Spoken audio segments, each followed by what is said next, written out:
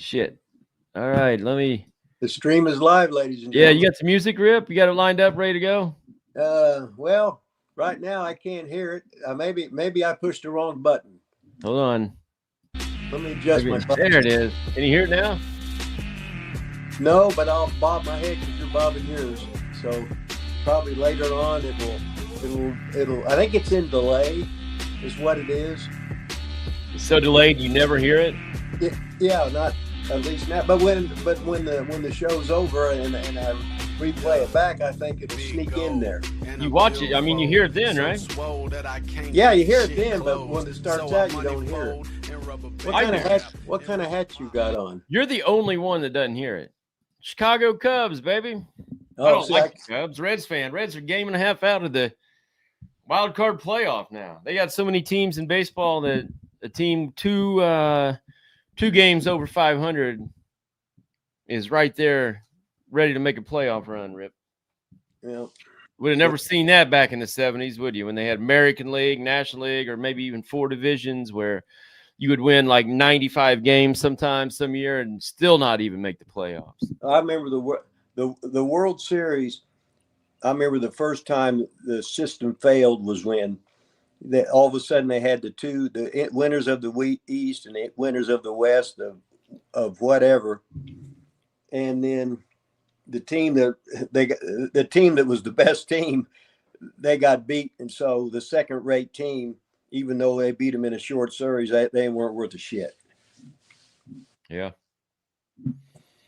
Hey, Rip, I was texting you yesterday. I have to teach you how to. I wish I could get you to post on Facebook one time.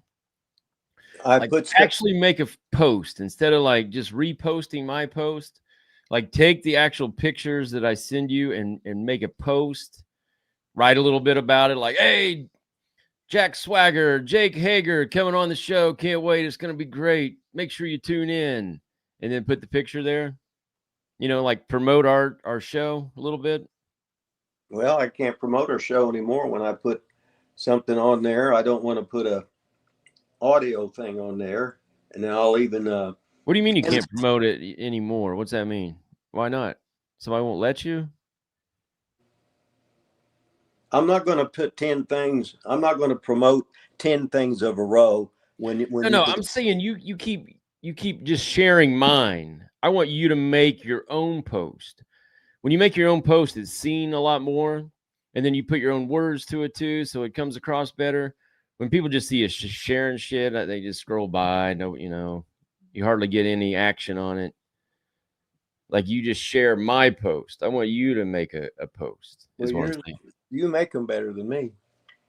But you're Rip Rogers. People want to hear Rip Rogers, what you got to say.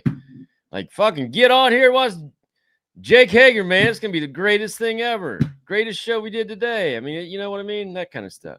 Well, if he's got his hat with him, yeah. Remember we did the Mark Henry one, and he had the jacket. Remember? He had the jacket from the fake retirement deal. People are asking him about the jacket, and he actually had it right there. All right, let's see who's in here today. Shane Parks in green. Can't wait. Should be great. Screaming Baboon in green says he's over, meaning himself, not you or anybody else, but himself, putting himself over. Tom Montgomery in the house. Billy Ray Dollar here and ready. George Jetson from outer space. Wants to know, anybody notice that Bruce Pritchard is starting to look like Vince McMahon? I don't know. Sean NG in the house. 70QQ in the house. Audio video is good. Italian back and better than ever. Good afternoon, Rip. Frank's Pickle Barrel Ass in green is in the house. Clayton in green's in the house. Shane Parks in green in the house from Roseburg, Oregon. Screaming Baboon says hi to me. Hey, Screaming Baboon. How's it going, man? SB. Frank said, I always like Swagger and his promos, an actual wrestling-sized wrestler. Yeah, he's like a legit dude, not only college, but then he did some MMA shit, right? Yeah, he was undefeated in MMA.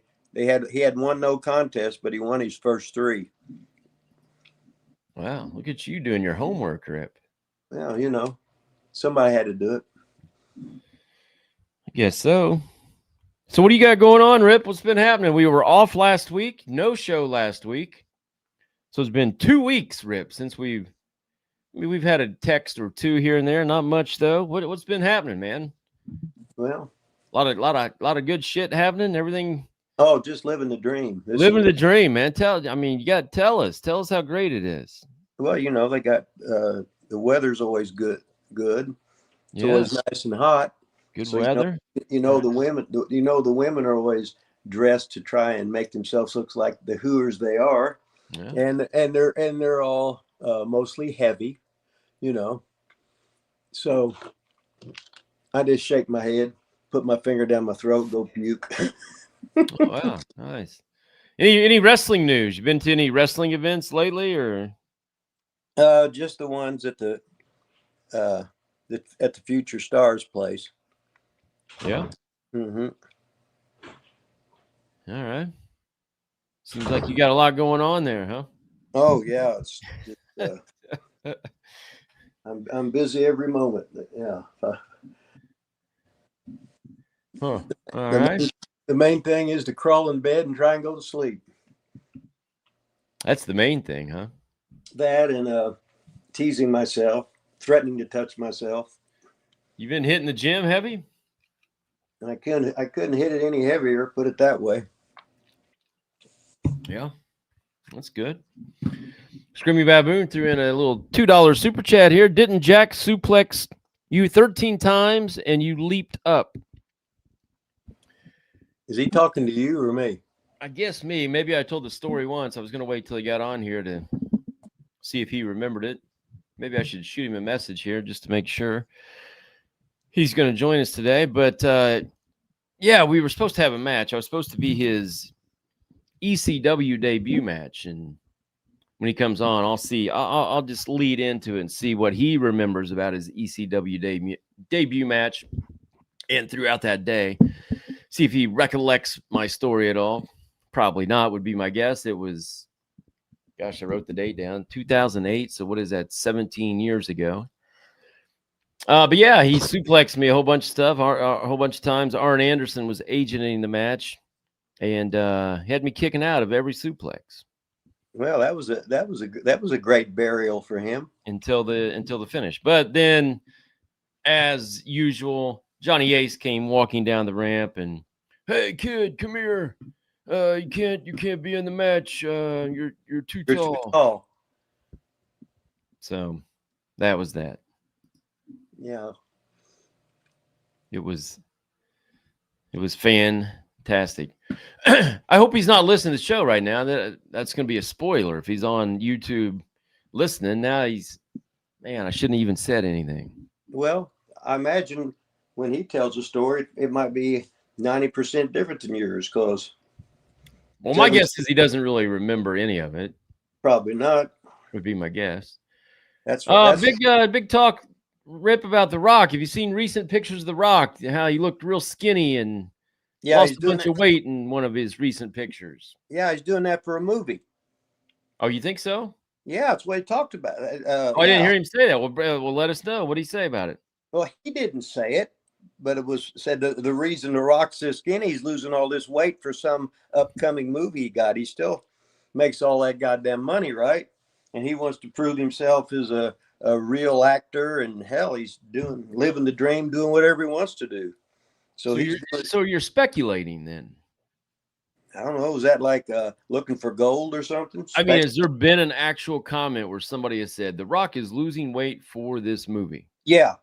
There has been? Yes, but I haven't. I was just scrolling through. I saw it. I said, I wonder why. Obviously, he was losing weight on purpose. So, and it had to. And I was thinking it had to be a movie role, and it was.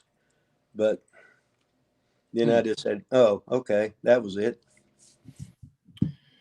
Talion said, "Vaughn, you were in ECW." Not really. I was, I guess, an extra for WWE multiple times, and one of the times I was an extra, I was supposed to be the debut opponent of Jack Swagger, his ECW debut. That's when it was still part of WWE, not the original ECW. But then I looked it up today. I got replaced with a guy named Josh Daniels. Josh Daniels ended up being the debut match. A much shorter person. He was probably 5'7", so Jack Swagger looked like he was Andre the Giant. Well, that's what they were going for. Yeah, well. I'm gonna send him a message right now.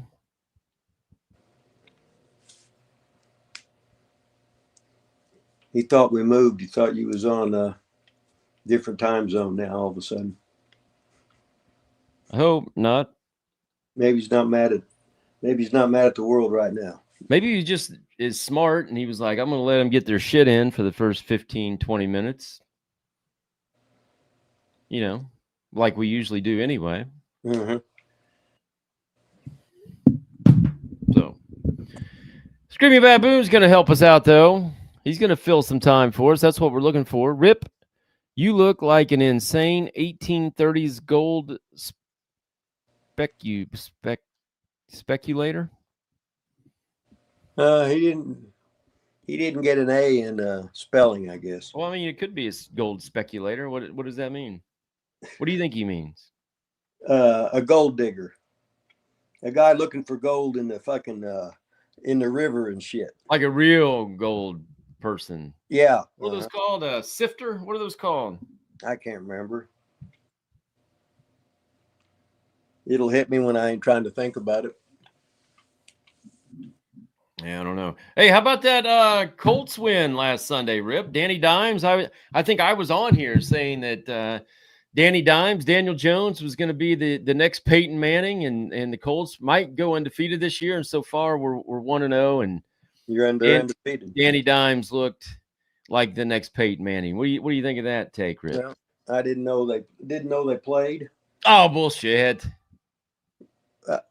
What did I just tell you? Oh, I know what you told me. I just don't. Well, I just told you. I didn't even think about that. The only thing I was looking at was when Neon Dion's kid was playing quarterback and stuff. What are you talking about? From when? Last year? He hadn't played quarterback this year. Well, he played how many snaps and maybe as an exhibition game. I don't know. See. Yeah, we're in week 2 of the NFL, Rip. Oh, I haven't watched NFL, so it don't matter. You haven't scrolled through your phone. You haven't seen one highlight. You haven't seen one score. You had no idea the Colts played. I find that hard to believe. Well, you can find it however you want to, but I'm just telling you, I didn't. Screaming Baboon said the rage is building. The what? Rage. The Rip rage is coming. Oh, okay. I got to get it out of you. I called you a liar. Well, when that happens, all that happens is I get heartburn. So I try not to get heartburn. So yeah, I can't remember if I had told you this. Not very big information, but we don't have any questions that I've seen in the chat right now. When we were in Las Vegas, I took the family to Las Vegas a few weeks ago, and the girls went to a Las Vegas Aces WNBA game. Oh, the day before we went to the game, or they went to the game, I didn't go to the game. The Aces lost by like 50 points. Mm-hmm. The next night, my kids went and they won, and they haven't lost a game since. They've won 16 games in a row since Lila Lilas and Aria Lilas went and watched the Las Vegas Aces. And being typical Von Deelen girls, they would be the one, just like the King would. If the King would have went, he would have put himself over, and he would be the reason that they're undefeated since then. But since the Lilas twins, they're the fruit of your loins, baby. Then all of a sudden they're the new experts now. They'll be coaching the team soon. They'll be complaining about this or that and telling me somebody's got too many minutes, not doing enough, they're shooting too many threes. They got to throw more bounce passes and shit. Yeah, they were when they lost that game, they were 13 of 14 Mm-hmm. When the Lilas twins went and they won 14-14, now they're 30-14. Wow. Yeah, that's They might make a movie after that. they could. And probably the Lilas girls will probably be in it. Big George says, is Rip in the movie Ramona and Aileen, whatever it is? Oh, he's trying to rib me. That was the two of the arena rats at ICW that would always meet at Marlowe's Country Palace. And when we had new wrestlers come in, they had to see Ramona and Eileen, and they'd take care of them. They'd save their money all week and come dressed to kill. They were about 19, 18, 19, 20 or whatever, just waiting outside for the boys, salivating as they all come in. That's good question there, George. George, what it was is George wants Ramona and Eileen. He never had. He said he hadn't had a sister combo yet. Oh yeah. Mm-hmm. My beard's so long, I need to shave, but I don't have the clippers. I need a haircut. I need this and that, but I ain't gonna pay for it. So Just go to a local barber and like Sports Clips or something, or barber. Go to an old time barber that just tell them to whack it all off. Get the buzz cut, get the beard shaved, and just start all over. Then you can go another 8 months and be good. Here we go. Just another day on the Wrestling with Rip Rogers show live. Rip is gone, and our guest isn't here. I mean, just another day in the life of I Wrestling can't hear with you. Rip Rogers. God damn it! You can't hear us again? again? It's the same old shit. Okay, so hang up. You can't hear me? Can you hear me? I can hear you, yes. Okay, you're shaking your head. Yes, that means I can hear you. I can't hear you. Okay, well, hang up. I don't know what that means. I can't hear you. Can you see the chat? I'll put it in the chat. Shit. God damn it. Hang up and rejoin. It says right here, everywhere, everyone can see and hear you, but I can't hear you. Hang up and rejoin. Look in the chat. Shit. Oh, man. Hang up and rejoin.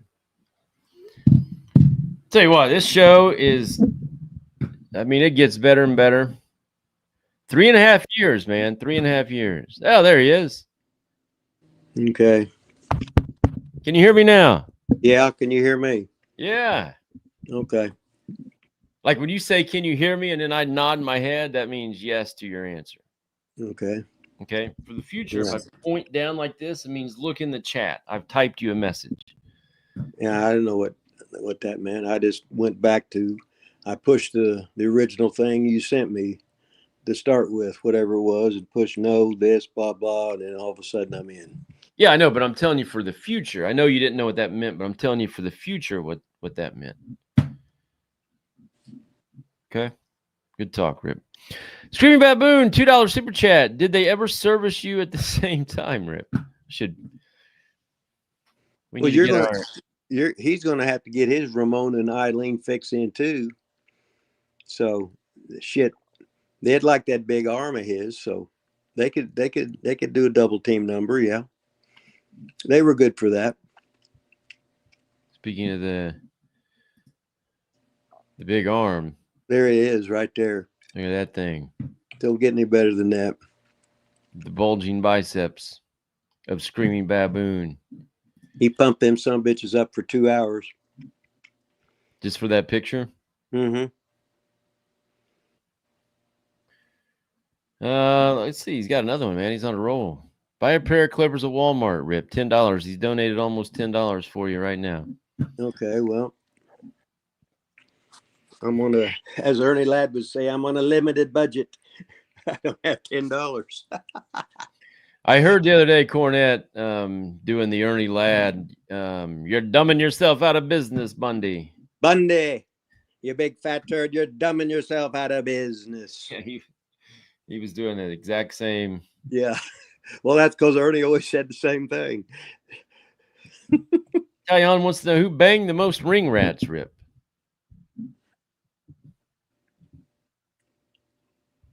Hell, I don't know. Yes. Who do you think?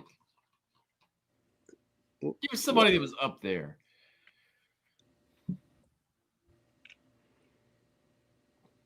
Yeah, I can't remember. They was all. I just looked at the boys all the same. You could get one. You could get one every night if you wanted one. You get two every night if you wanted one. Got out Portland, they was everywhere. But what it is, when you had a territory and you had regular towns, when you had regular towns, weekly towns, you could get rides there with them. They'd give you money, all kinds of stuff. When you had not as many weekly towns, it was harder. If you're only having wrestling twice a year, a lot of times they didn't go to spot shows.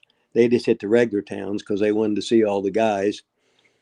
And the girls will be fighting to who could dress the sleaziest, threaten to do whatever, putting themselves over. It was all a rib. Did you ever turn anybody down? Oh, hell, yeah. Give us some reasons why. Didn't want to.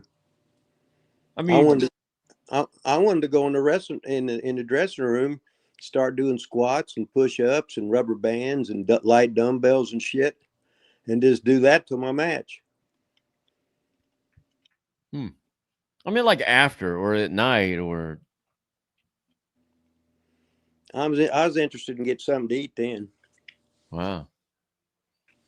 So you didn't like girls? Is that what you're saying? No, you said that.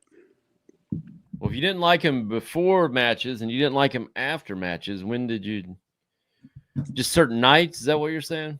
No, I'm not saying anything. Why don't I ask you some questions about all the arena rats you've had? Well, I was never really a wrestler, especially a territory wrestler. Like I was a wrestler at OVW for same old shit. Yeah, well, how many rats did you get there? None. I was None. just a one woman kind of man, Rip. Was you a one woman, a no woman, or too many women, or which one was it? Just one woman, Rip. That's it. That's how I've been my whole life. I'm always just a one woman man. A one woman man. I don't know any women that are a one man woman. Yeah. All right. Let's get off the rats then. What else we got in here? George, I see why this podcast won podcast of the year at the last rat convention.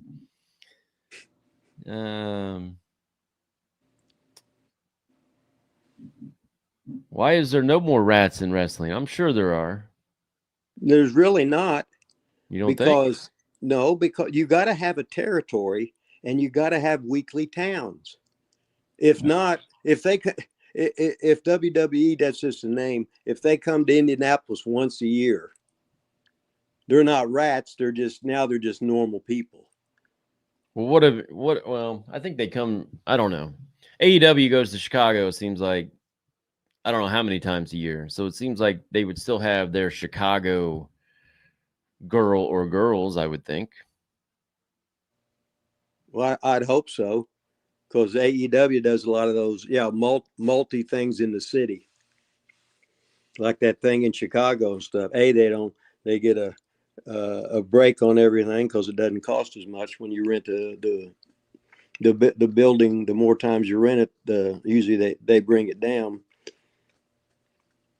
and then depends how many tickets you sell, because that's like when we would work in Germany, in like Hanover and Bremen, you'd have from 42 to 70 days straight in the same building, and most of them was sold out every night because they'd save their money all years to go there, and it was a big deal. So they had the regular rats be dressed to kill all the time. 70QQ said, Vaughn, I have a buddy talk too often that plays Rip in our conversations. To my Vaughn, he's Vaughn. Anything I ask, he refuses to answer by saying, "There's no way to know for sure." Well, that's the answer to everything, really. If you're asking an opinion or something like that, but when you're asking something, oh, Vaughn, what was the best match you ever had in your life? There's no way to tell for sure. That's right. The best. No, here's your answer. The best match. I had 10,000 effing matches, and you want to know which one was the best? I had 10,000. Like, I'm going to know which one's the best. Oh, the best match of 10,000. What the fuck? What kind of question is that? 10,000. Okay, ask them a question in and see what they say. But this isn't wrestling with Italian. This isn't wrestling with 70QQ. It's wrestling with Rip Rogers. Well, I'll just do like the rest of the guys do. I'll just make something completely fucking bogus. Perfect. Love it.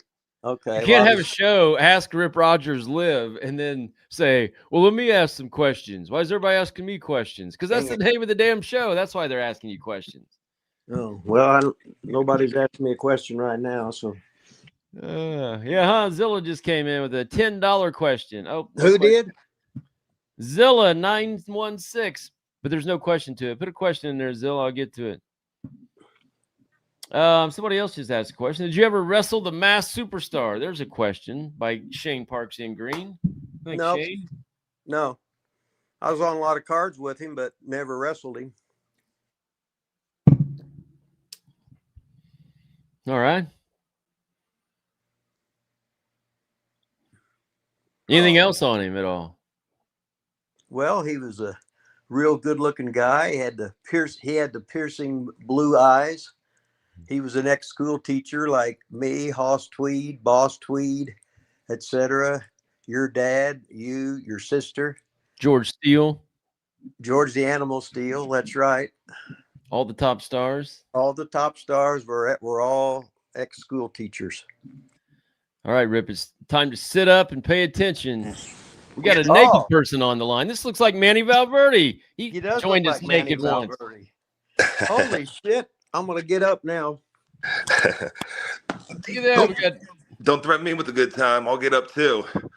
Right, sorry I'm late, boys. The boys will always ruin it for the boys, but I'm here now. No, you was giving yourself a wank's what you was doing. Anything goes on this show, by the way. So yeah, including Rip last week or 2 weeks ago, pissed right here live on YouTube in a cup because he had to pee, I guess. So well, you gotta. Hey, when you're old, when you gotta pee now. Bro, that's like when I gotta take a shit. That fucking that shit comes out the anal sphincter and just force it open, and there's nothing I can do about it. Well, let's not take a shit on YouTube. Taking a piss was risky enough. Hey, you don't have to get dressed, man. I was just kidding around. Oh, I want to see the striated pectoralis majors and minor from the former Oklahoma, for the former neighbor of Danny Hodge. Don't get any better than that. Nope. And multi-sport star at University of Oklahoma. Do you still have the pin record for the season? I can't lie, Rip. That was something I kind of just made up. That sounded good in my bio. Hey, this is a wrestling podcast. Oh, okay. It's all made up. Yeah, everything's made up. Hell, I tell them I'm good looking and I got an 8-inch cock and everything else. I don't give a shit. Well, so I'd still do hold the record then. Okay. Man, so that really was made up, huh? You know what? It's funny. I was like in developmental, and it was just something I put in my bio, and like everybody lied about their height and weight, and I always had to go by my exact height and weight, which sucked, I thought. But it was just something I said, and it just got repeated and repeated and repeated, and don't let a little truth get in the way of a good story. Right. Yeah, you can make a shitty story and string it out 20 minutes. It's the greatest story of your goddamn life. And people say, oh man, that son of a bitch got his dick sucked 22 times in a night. Wow. Now you really did wrestle at Oklahoma, right? I really did wrestle there. I really was an All-American. I had 30 pins in high school my senior year. That's good. So you Rip mentioned Danny Hodge. Did you really live by him? I think we were talking earlier. Did you wrestle with his like grandson or something? You're gonna question everything now. Yes, I lived a couple blocks away from Danny. Perry's very small. It's like 4,000 people, 5,000 people, dripping wet. His grandson was in the same grade as me. We were on the wrestling team together.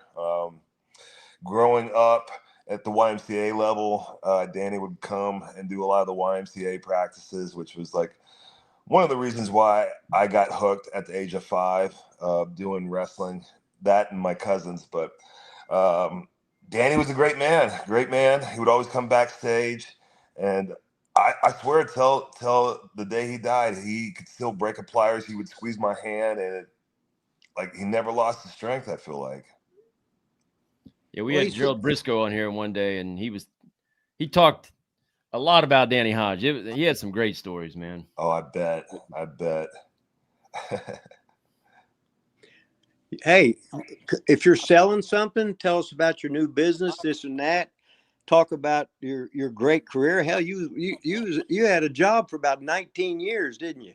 Yeah, very blessed. And that's sort of like unheard of.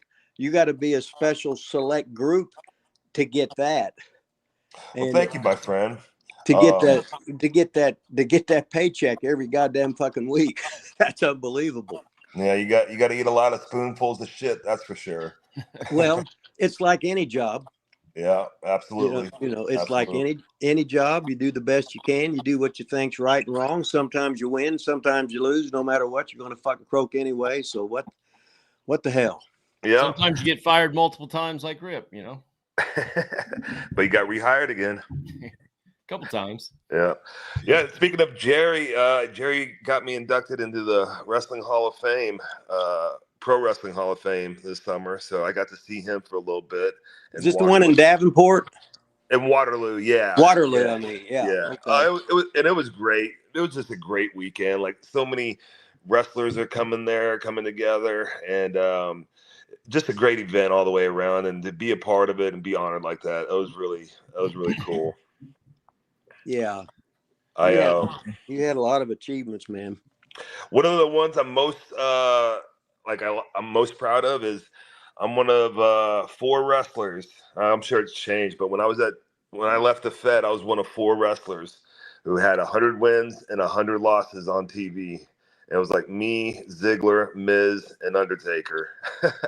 Wow. I can't believe Undertaker had that many losses on TV. You know, I mean, I know he'd been there forever, but he's been doing it 100 years, so one a year, right? Yeah. I guess so. I wanted. Well, let's see. We got a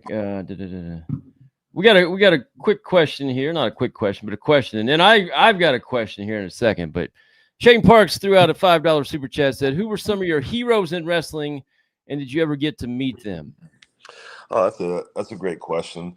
You know, they say you never want to meet your heroes because we're all assholes in real life.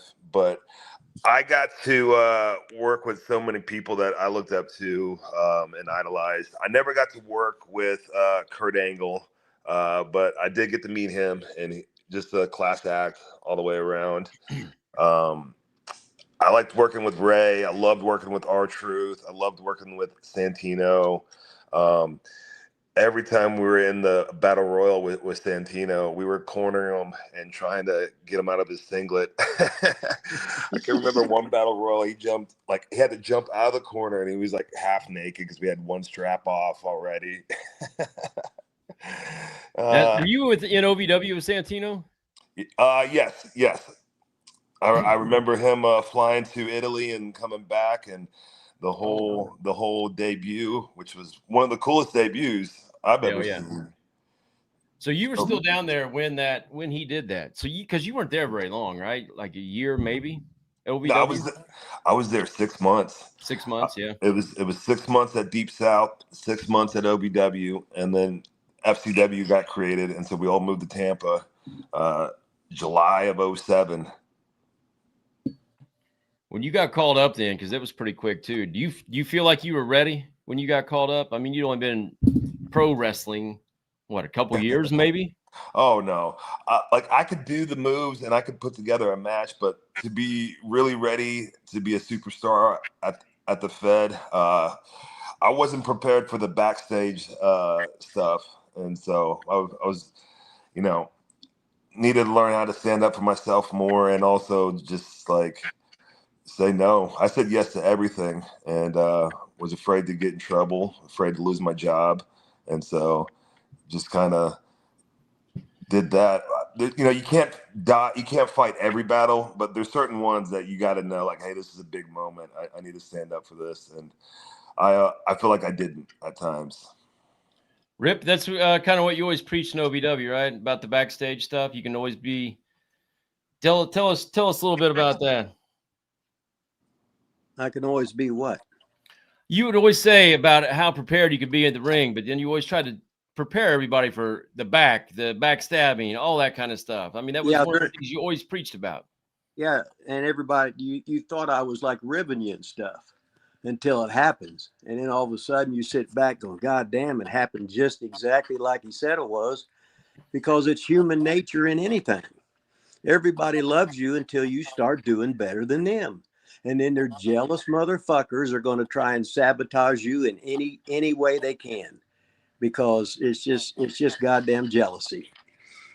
You just take your run, do the best you can, do what the boss wants you to do. You can't control your push. You can't control anything. As a matter of fact, if you're too good, it's hard to get a job because everybody hates you. If you're the tallest guy, they hate you. If you're the most well-built guy, they hate you. If you can work pretty much better than the stars, they hate you. And you make everybody look bad, and you're just sitting there trying to do a job.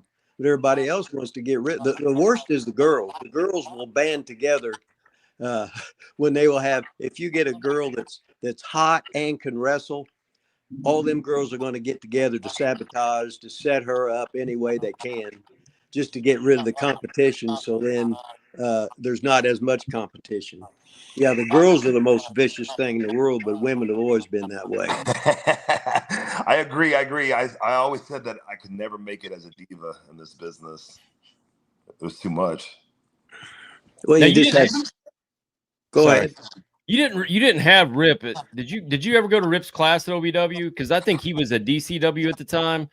Because I think that was one of the times they had said you can't teach the class anymore currently. So yeah, Rip, I think that was going on during my period there. When I was at OVW, it was, man, we were wrestling 4 or 5 days a week.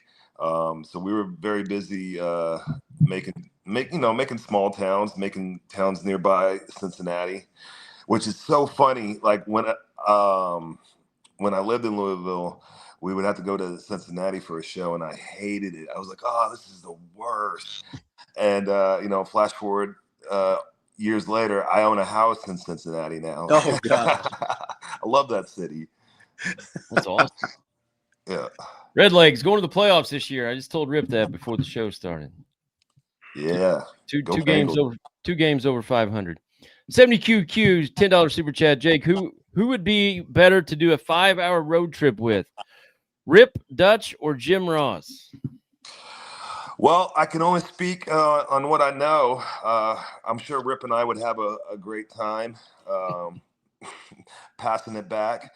But like riding on the road with Dutch, those few years that I did, I'll put up there with winning a World Heavyweight Championship. Like he did so much for me. Like just, I mean, not only the stories which he told over and over again, I had to act like I hadn't heard them, but they were great.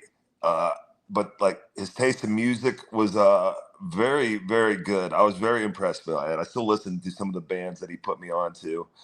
He always said, Jack, if I could play steel guitar like this, you'd kiss my ass goodbye. He's a funny guy.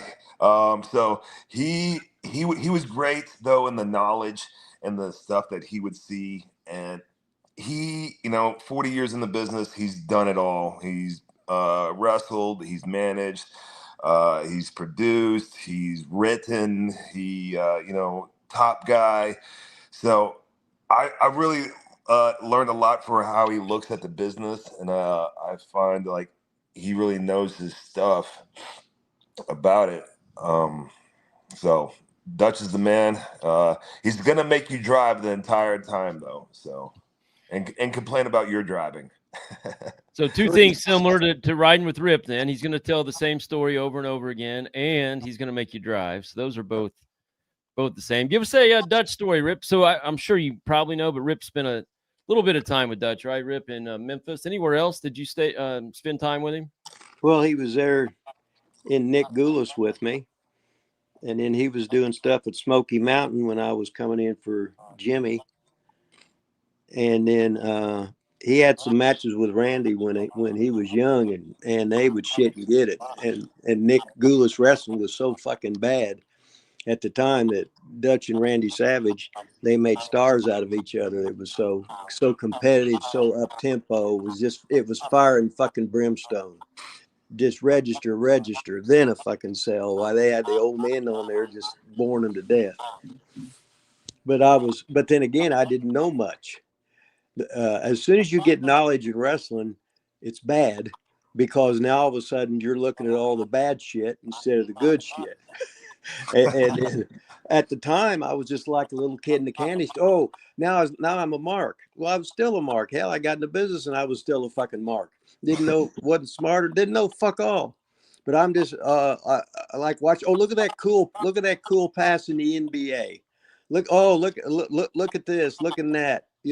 I didn't know that was some of the stuff was shits, but I loved it because I thought it was cool, just like every other fucking mark. When they're talking about a cool man, you're getting your cool man, get your moves in, get your cool shit in. I want to see it.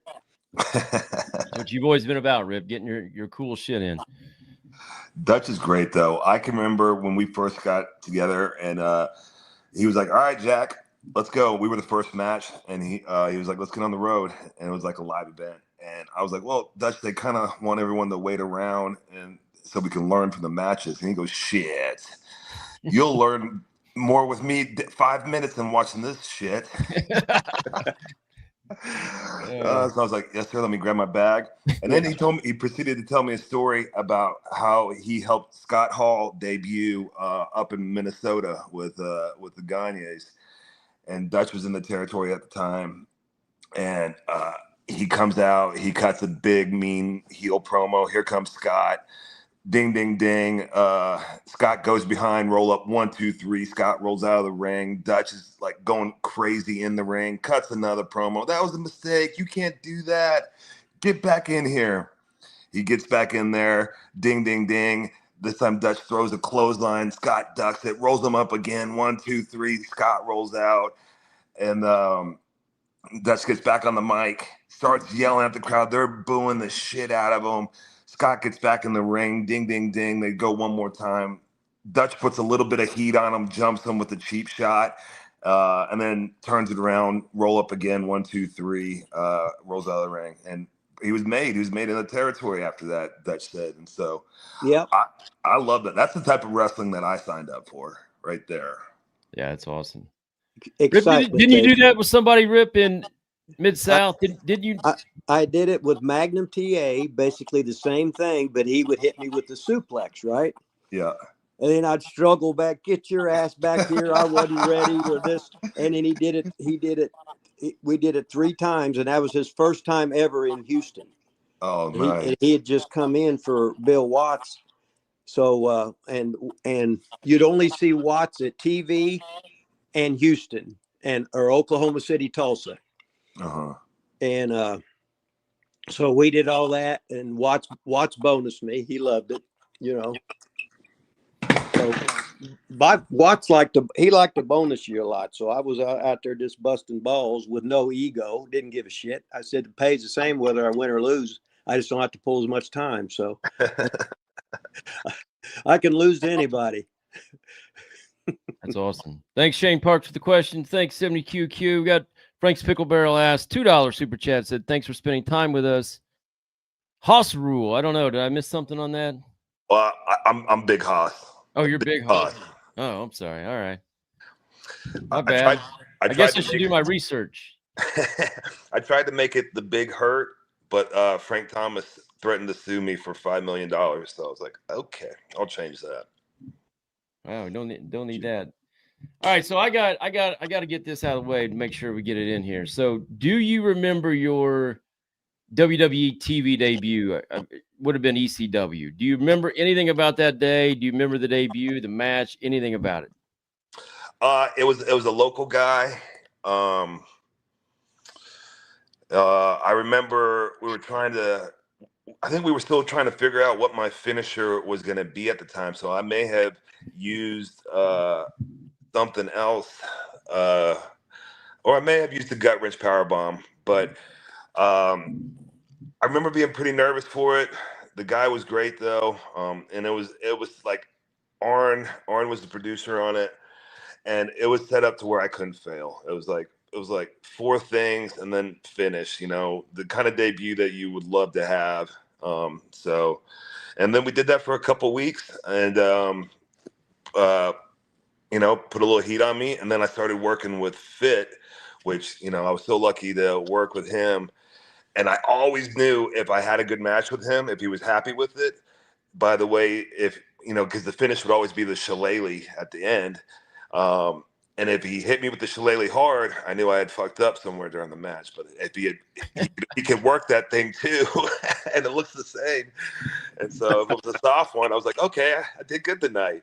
Yeah, that's awesome. So I've got the clip of. Oh, Jack and I have some friends in common. 208 pounds, Josh Daniels. Josh Daniels is not one of them.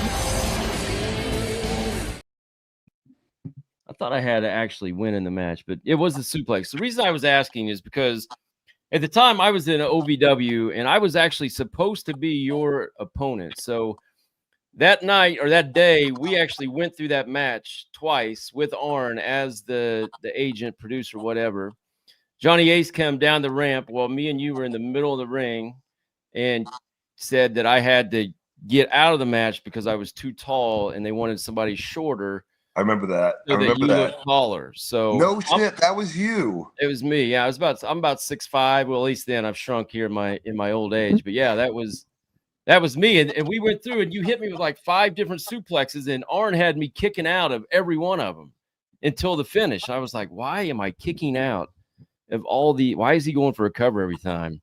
But then I rewatched the match. He did the other guy only kicked out once, I think, before the finish. But yeah, I kicked out after every suplex is what he was going to have me do anyway. But yeah, that was me originally. Well, thank you, brother. I didn't really do anything. I wasn't in the match, but man, I was so green back then. So, I mean, I'm sure you helped and I appreciate it. No, yeah. So Josh Daniels, I had to look it up. I couldn't remember who actually got the match, but it was a guy named Josh Daniels. So I don't remember that guy. I don't. Little bit of history, but you went on to win that. Then what? You won the ECW title. You won the world title, and then you were there for about 10 years, right? I mean, shit, it's pretty impressive. Yeah, very blessed, very lucky. Got to work with Vicky Guerrero and Dolph in the tag team. Working with All Americans. That was my favorite. I loved tagging with Cesaro. He was so on fire back then, and we were just having great match after great match. I remember we tagged against Goldust and Cody in the Garden, and they brought back the old blue cage for it. And the finish was Cody did his swan off the top, and Cesaro caught him. But it was just like we tore the house down, and like to do that in Madison Square Garden, it was one of my favorite matches, and it was really cool.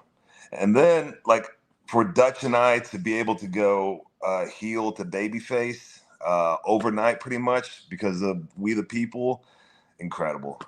I would never have predicted that. How'd that come about? You remember? The storyline? Just the We the People in general. Was that? Oh, that's a great story. So I had pitched like a long character to them because I was off and I had just come back, won the Elimination Chamber. They liked it, but they just took the immigration part of the character.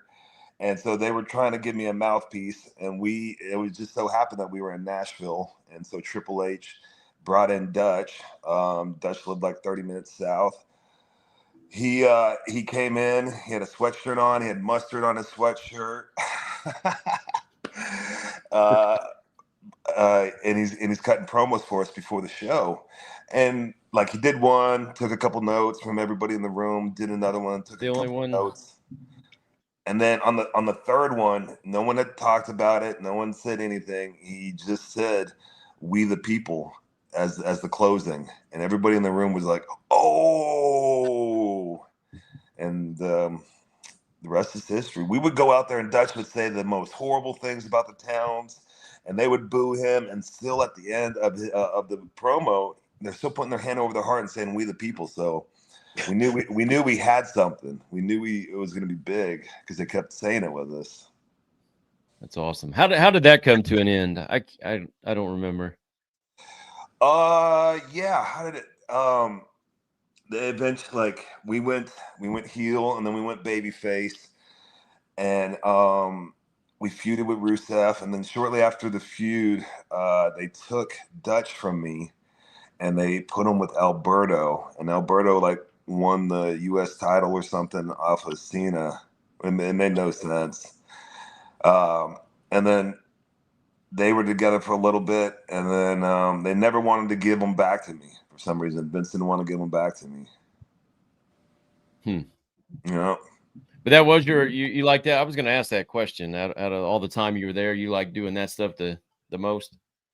The tag team with Cesaro, I had like some of my favorite matches with. Working with Dutch, so anything with that. It's hard for me to say which is my favorite. I'm just very lucky to have worked with so many good people. See, there you go, Rip. It's hard to say which is a favorite. Rip hates that when people ask, "What's your favorite?" I said, how can you answer that, son of a bitch? I've been in the goddamn wrestling business since the 70s, and all of a sudden, what's your best one? What's your favorite? Hell, I can't even remember where I'm at right now.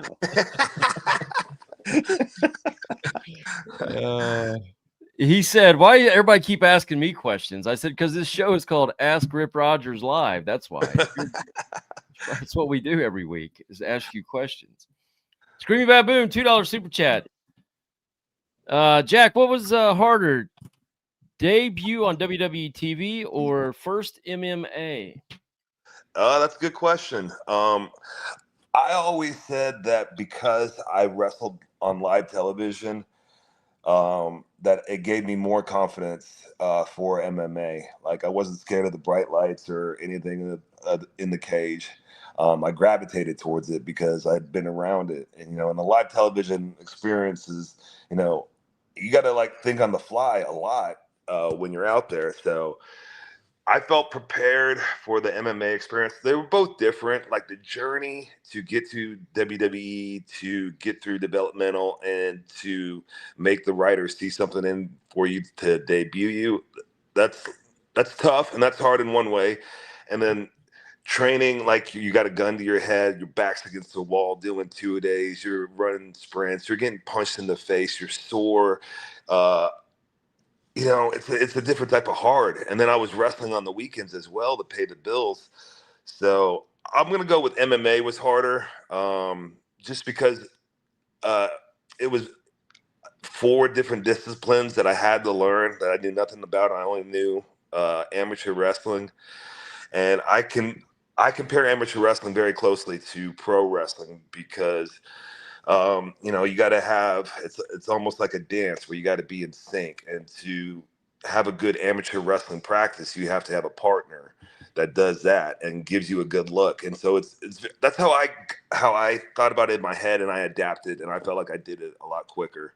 But the MMA debut was tough. There was times I didn't know how I was going to pay the bills. I'm putting my daughter to bed. I got tears in my eyes because like how am I going to pay for her school? And I bet on myself, and it was right in the middle of it. And there was times where I was like, man, I should just quit and go back to pro wrestling. And I was like, I had good people around me, and they told me no, see it through. It's going to pay off. And luckily, I was able to. So.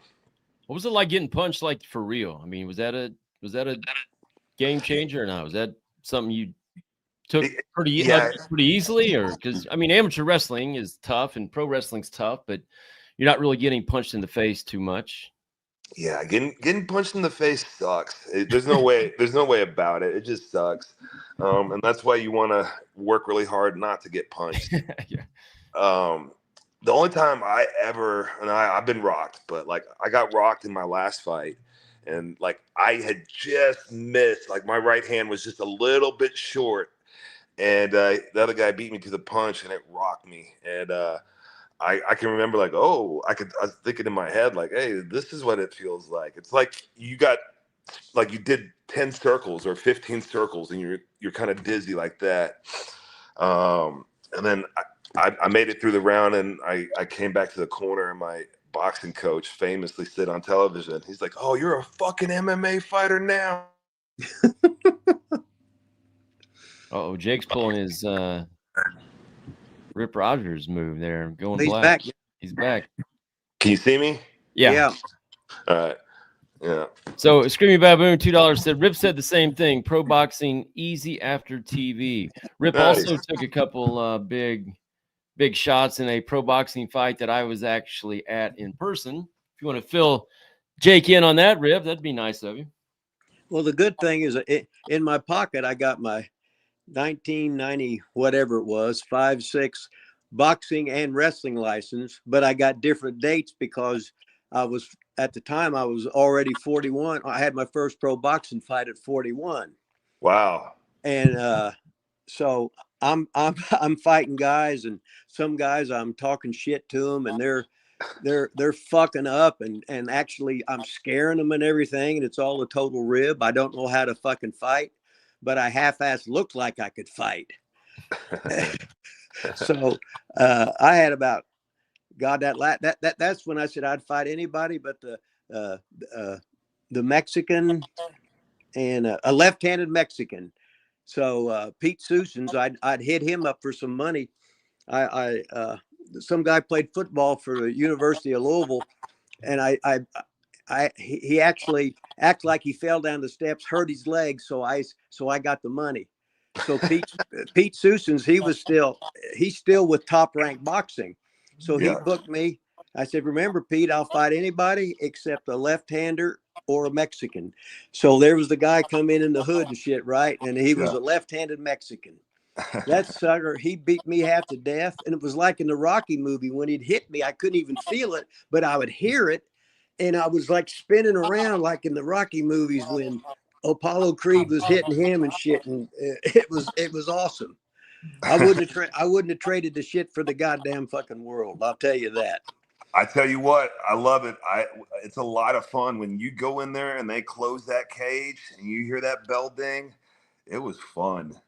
It was like, I don't know, I'm a sicko, I guess, but I enjoyed it like on a different level. Well, see, my problem is I go in there thinking it was wrestling. So, and this guy's really trying to kill me. So, I wasn't worth a shit, but I had a good time with it. Got some on video and stuff.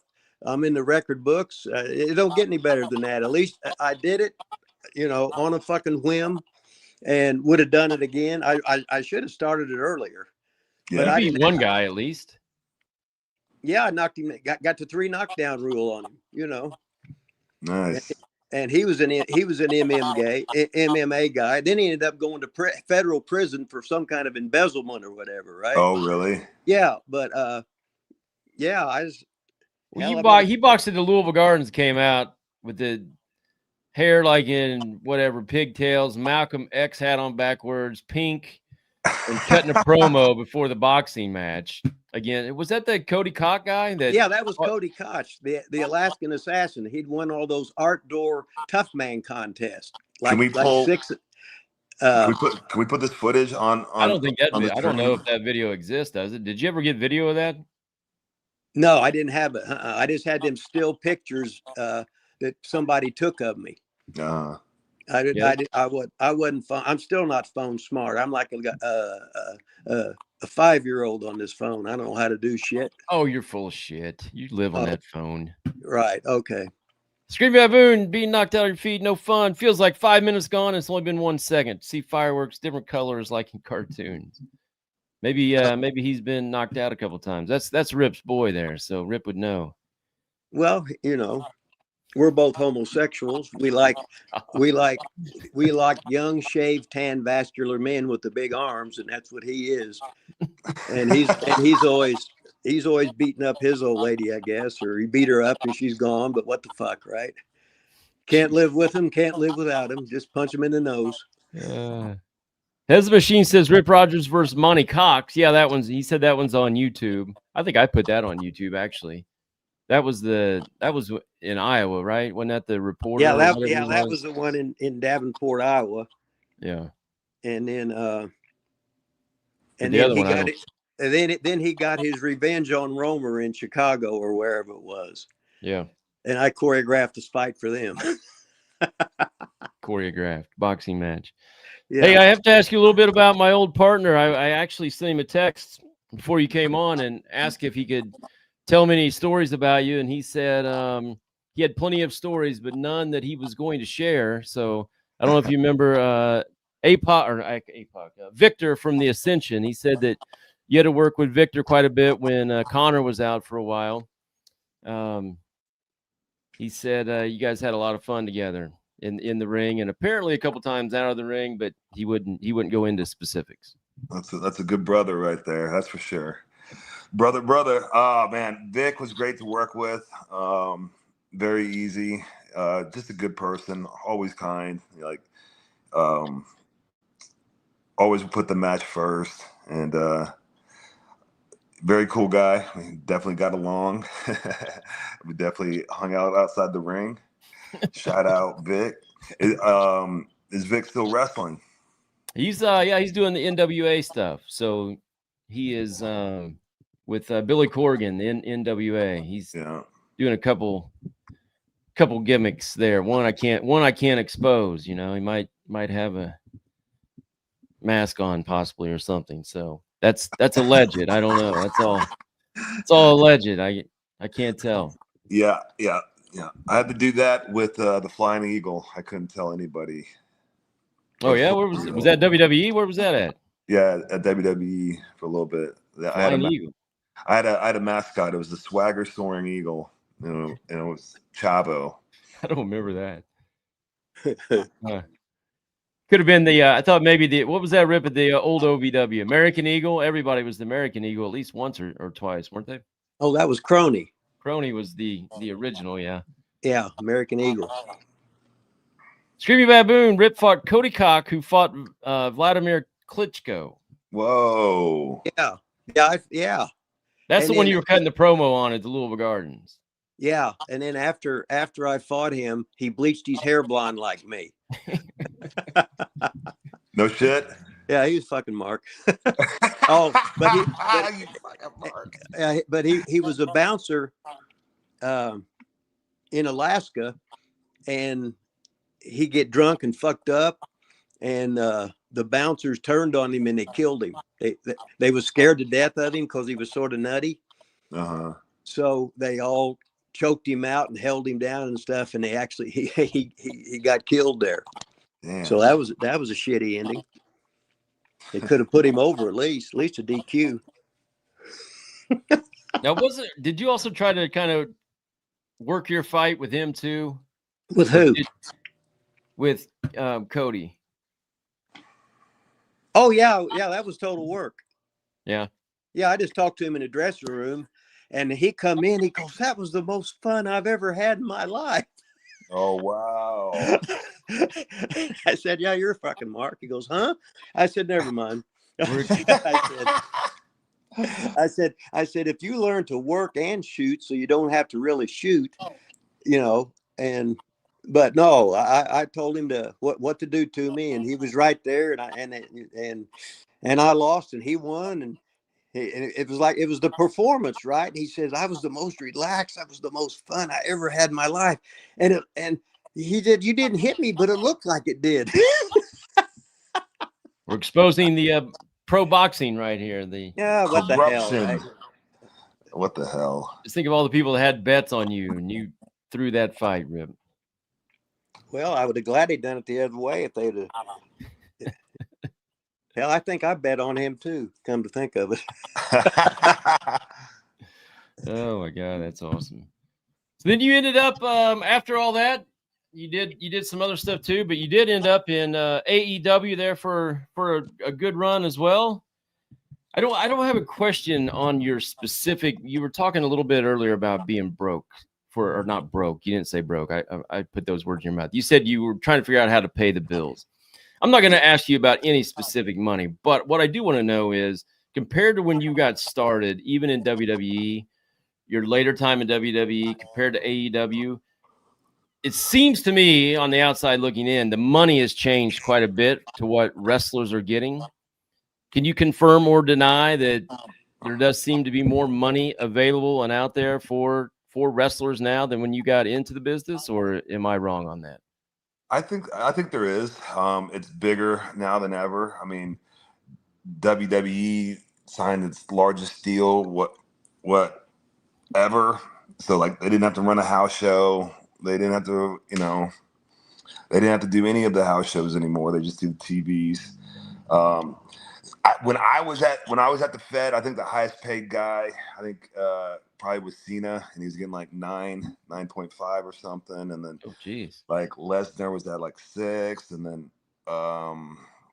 Triple H was like at 4, and then like what now they're trying to renegotiate Roman's deal, right? He's getting 15 a year, and they're trying to renegotiate it because someone's in debt. I don't know. They assumed massive debt when they bought WWE or something. I'm not sure of the specifics, but yeah, I don't know. Yeah, Rip, would you ever like to wrestle and make millions, Rip? Shit, I still go to Dollar Tree every day. That's what I eat. I ain't got no. I never made any money my whole life, and I was used to it. So you made some money. You told me one time you had enough cash in a wooden box to buy a brand new house. Well, that was when I was 32 years old, and I'd been in the wrestling business. And what I would do, I would live on $200 a week, no matter what. Anything else, I put in my gym bag. So when I went to buy my first house, they said, "How are you going to pay for it?" I said, "Well, I got the money here." They said, "Well, how'd you get that money?" I said, "I fucking saved it." The fuck.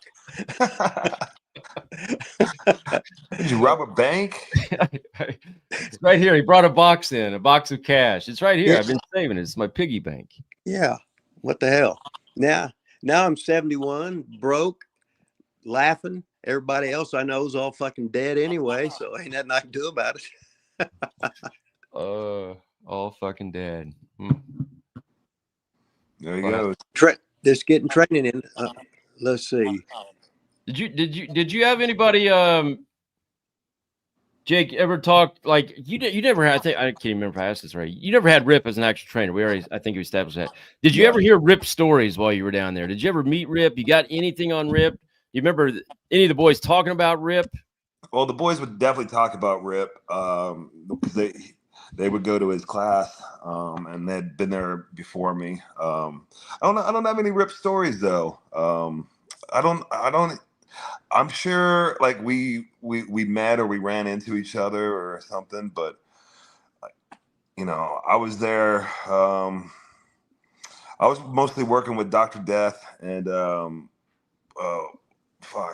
my buddy, the Rock and Roll Express. Robert Gibson. Robert. Yeah, Robert. Yeah, they didn't last very long. Fucking Steve that's when he had the throat surgery or the cancer in the throat, right? Yeah. And he had the gimmick thing to talk with and everything. And I said, see, I remember wrestling Dr. Death when he was Dr. Death in Oklahoma City. Wow. This is when he had just graduated. He had played USFL football, then he was wrestling. So he come out and he was all fired up. I said, "Come here, Doc, we're going." He says, "Okay." I said, "Just follow me." I said, get me into a stare down. I slapped that sumbitch as hard as I could. He just fucking looked at me. I slapped him the second time, right? And I said, not yet. I went for the fucking third one. Of course, I milked it. Yeah. He just blocked it. I thought he broke my goddamn wrist forearm. He blocked it so hard. He paintbrushed me. Bam, bam, bam. And you could just, and the blood was just exploding out of my fucking mouth. And I said, okay, Oklahoma Stampede right now. And he did the thing, and I made him carry me out. I had blood all over me. And he said, God, you made me mad. I said, that's the best fucking thing you ever fucking did. That's a great story. Great story. So that was fun. So he always liked me after that. So that was good. Rip, I skipped over. Zilla had that super chat for you earlier, but didn't attach a question. I got the actual question here now, Rip. So this is for you. Did you ever work with Barry Windham much? Oh, about 3 or 4 times. And he was a night off. Jake disappeared, so I guess he's coming back. Can you still hear me, Clint? Okay, yeah, he's okay, back. yeah. Okay. No, I always liked working with Barry. The problem with him, I'd get him laughing too much. And he would always be smiling. I said, quit fucking smiling. You're supposed to be a fucking badass, you know. But I do all this. I would just do silly shit. I'd chop the shit out of somebody, but I'd be selling my fucking hand, right? I would just do stuff that no fucking ego. What do you want to do? I said, don't fucking cover me till it's the finish, or I got to kick out unless I can get my foot on the rope. You know, I said, anything you want to do, if it's there, I don't go into no prearranged bullshit. I said, I know what you can do. I won't fucking bury you. I'll make you look fucking good. I'll be there for you. And if I potato you, I'm sorry, but I'll try. But I'm not ribbing you. Just don't kill me. So when you were an amateur wrestler, did you ever intend on getting into pro wrestling? Was it anything you watched, or was it Jim Ross, or was it Briscoe? Which one? It was both. It was both. Of them? Yeah. No, it was nothing I intended to do. I didn't. I watched it during the Monday Night Wars. Like I was in 7th grade then, and then once I got into high school, I stopped watching it just because I was so busy with sports and being a cool guy in high school. So I got away from it. And then when I got into college, I met Jerry and Jim, and we were friends. You know, we'd go to barbecues and stuff like that. And they always told me, get your college degree and then give me a call, and if you want to get into it. And I interviewed like jobs in the finance sector for like 6 months, and it all sucked. It all paid crap. And so I called Jerry. He sent me to Atlanta. Went up on a week tryout. Did pretty good. I couldn't cut a promo for shit. Most people say I still can't, but I don't care. And the rest is history. It was pretty wild. I always hated promos when they were like in class and practice, when they were forced. Like, I don't know. I would much rather go out just like on OVW TV and just cut a promo than have to do it in class with no crowd. And I hated that part. Yeah, it's a different aspect. You know, it's kind of like the aspect that we saw during the scamdemic. Pro wrestling needs crowds. The crowd is a part of the show. You know, it's a character in the show, and it changes the dynamic of what we do when we don't have that. It makes it easier when we have the crowd. So, I think so. Yeah. But the thing is, if you can cut a promo with no audience, you're great. True. And then all of a sudden you got the energy in the fucking crowd. Now you're 10 times more hyped. So if you can do it with that's why I have all them guys do them 1 hour Broadways in class. Some guys would do the 2 hours, called on the fly. You get in there, go. You're babyface, you're heel. It's like when we'd run spot shows, I'd put the card up, but then everybody they would see who they're going to work, and they'd plan all their pre-planned bullshit. So I'd send somebody else out there. I'd change everything. And then pretty soon they like that because they learned to understand it. They learned to work. They learned to wrestle. They watched the matches before them, and I said, now don't do the same shit. Make it look like the same shit, but give it a different ending on it. With this and that. So I started teaching, and nobody even I never went to a wrestling school. I just learned in the car. So, but when you're working almost every day with veterans, they're not trying to steer you. I tell you, I'm the shits. I ain't worth a fuck. I said, I'm half-ass athletic and I'll do as you say. And then you come in humble and the guys would help you. And the other guys looked, well, hell, them veterans are great. They're helping them young green boys. And then eventually, I always say you have 1,000 matches, usually in your first 3 years at that time. And then you're starting to get it. Wow. And then you would go to all the different territories because each one was a different style. Then you'd steal something from this guy and steal something from that guy. And you come back 3 years later where you was at before, and you're a whole new goddamn wrestler. Wow. And it's the stuff that guys don't get to do it anymore. It's like, let's say you was working with program with somebody and you're working the same guys for how many months? You know what I mean? Yeah. And that gets old after a goddamn week. Because no matter what, I like that fucking brain going, and I like to lead that. I just say, I know what you can do. Shut the fuck up. If the match is great, it's on me. If the match is the shits, it's on me. Just have confidence in me. And that's like Savio Vega. We was working in Puerto Rico the first time we worked. I said, Savio, we're going an hour. He said, what? I said, yeah, I'll make a comeback about 57. Go me into Savat kick into the Cobra sleeper, and I'll pop the Alka-Seltzer and I'll pass out with the shit coming out of my goddamn mouth. He said, yeah, but I said, I'll see you in the ring. Then it was over. He goes, tonight I learned how to wrestle, didn't I? I said, you sure did, T. You were fucking great. He was fantastic.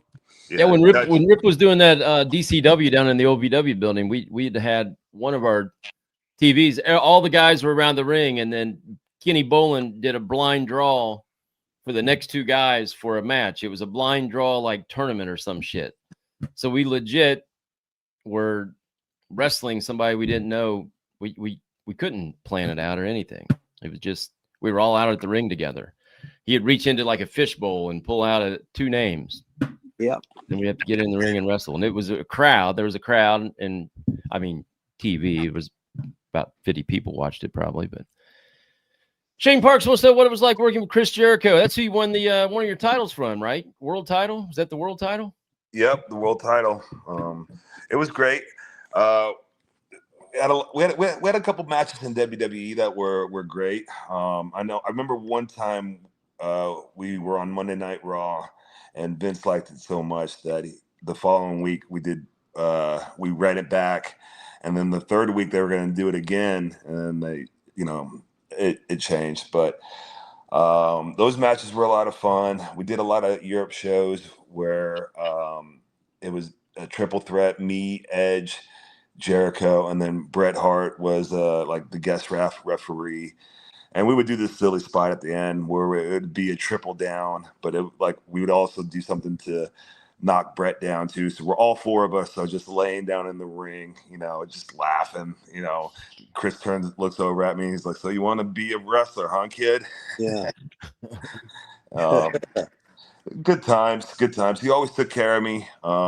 He told me when shit was good, and he was honest with me when shit was bad, which my shit was never bad. I'm perfect, right?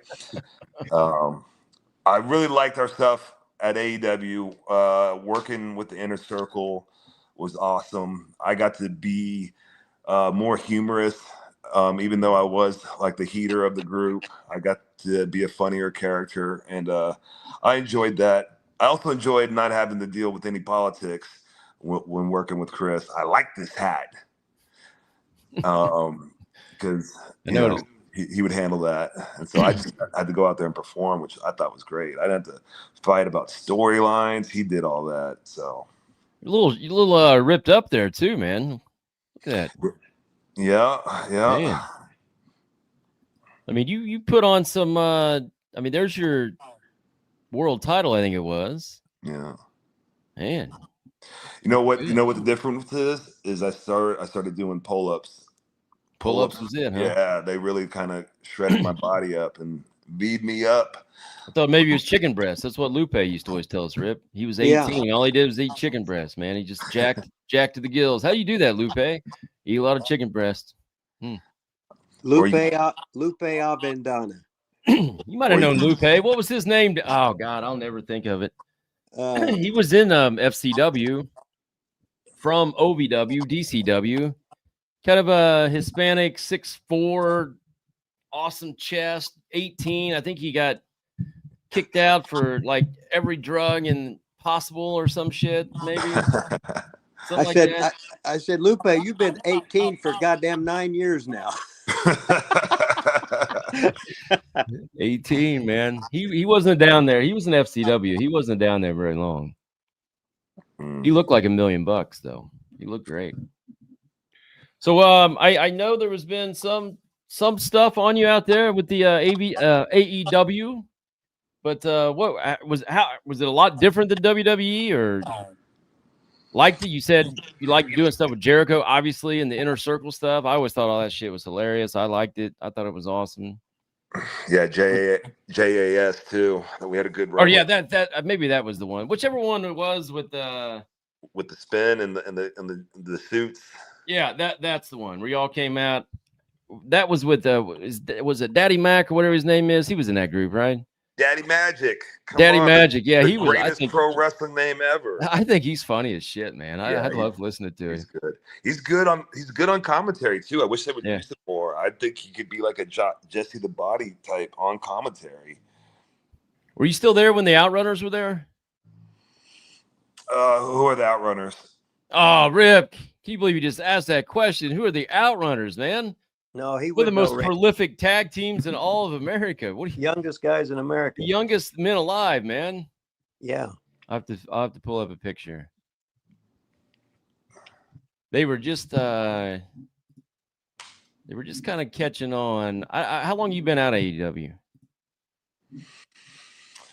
A year. Well, year and some change. Here.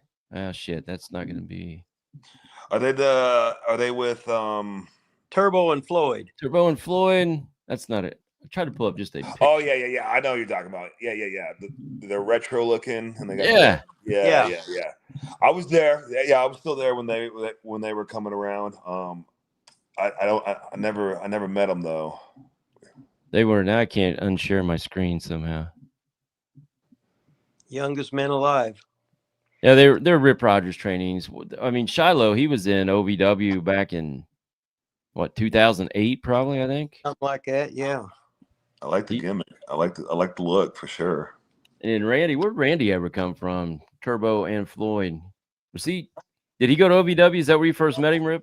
He come into my class, and I had him teaching my class, right away. So. And then I pretty much broke him in.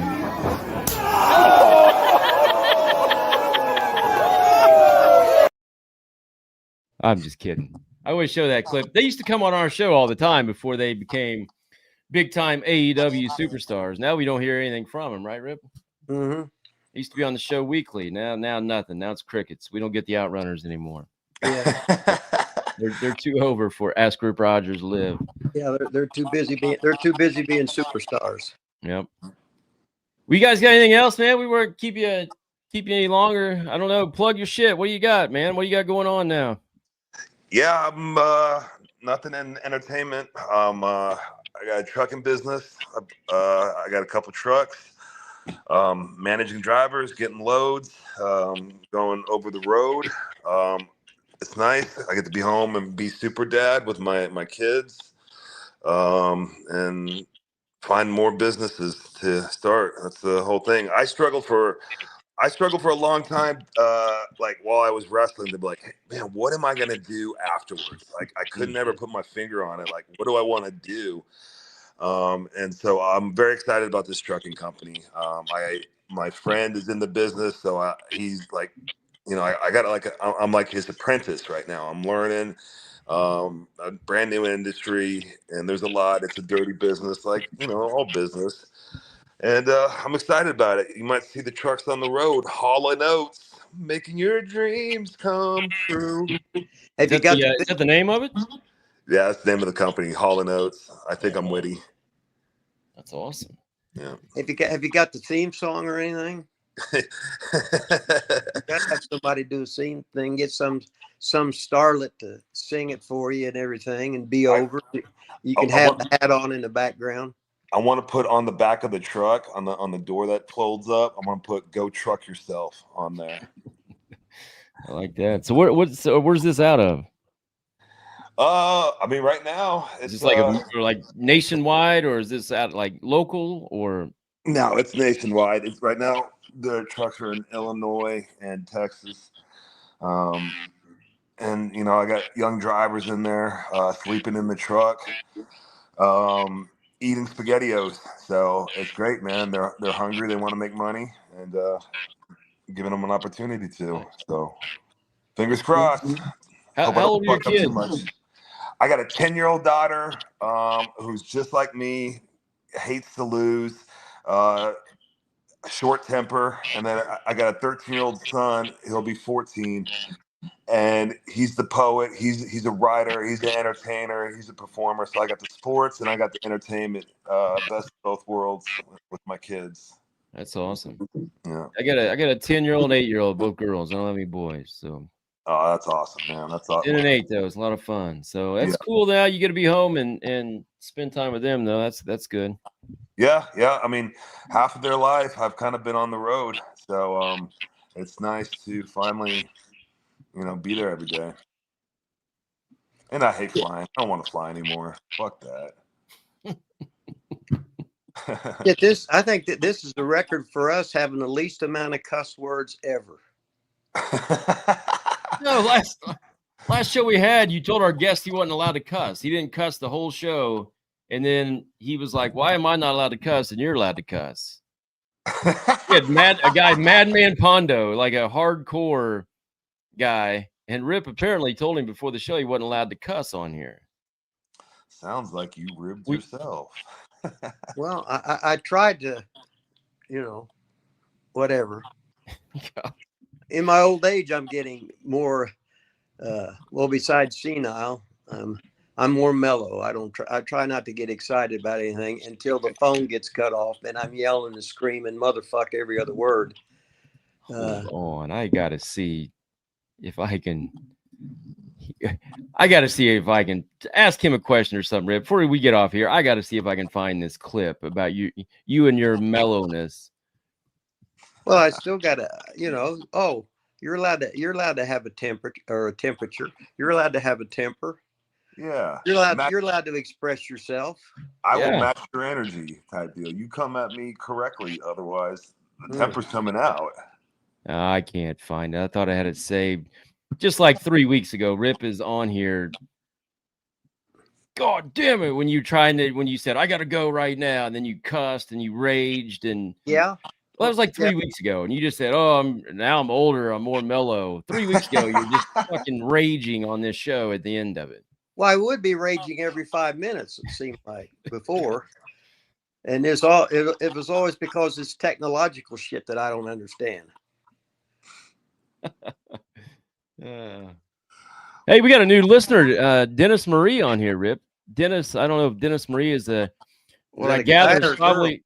Well, it's probably one of those combo accounts, like a husband wife. Typically, combo accounts. That read into it however you want. But they said, "What a shit show this is." Man, wasn't very nice. Well, tell him to go fuck himself. Could be a she. I don't know. Dennis. All right. Well, this okay. Then just take him, hit the dots, and block him. Then. Your boy, Screaming Baboon's already taken care of it. Said, "Fuck off, wanker."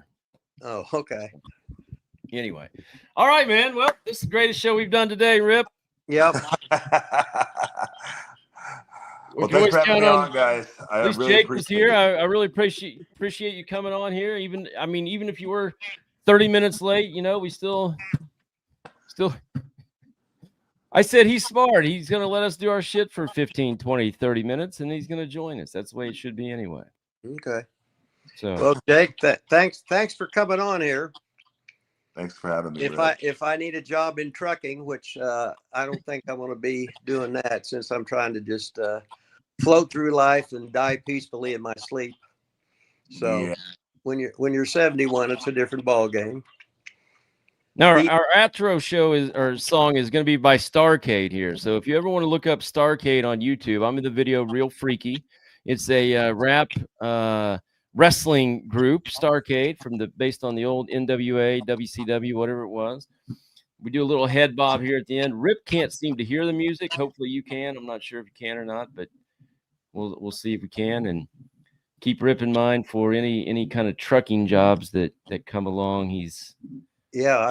I'll be right there in a minute. I just know I ain't dead yet. Can you hear that music right now, Jake? Yep. Again, okay. Just Rip. Well, see, it ain't playing on mine. Well, everybody else can hear it. I don't know why you can't hear it. Well, I don't know either. You probably pushed the thing on my picture or whatever. However you do that shit, I don't know how to do it. All right. Greatest show ever. This is the greatest. Thanks for coming on. See you by next week. Friday, All right. noon Eastern. Solid Peace. time. Concrete. All right.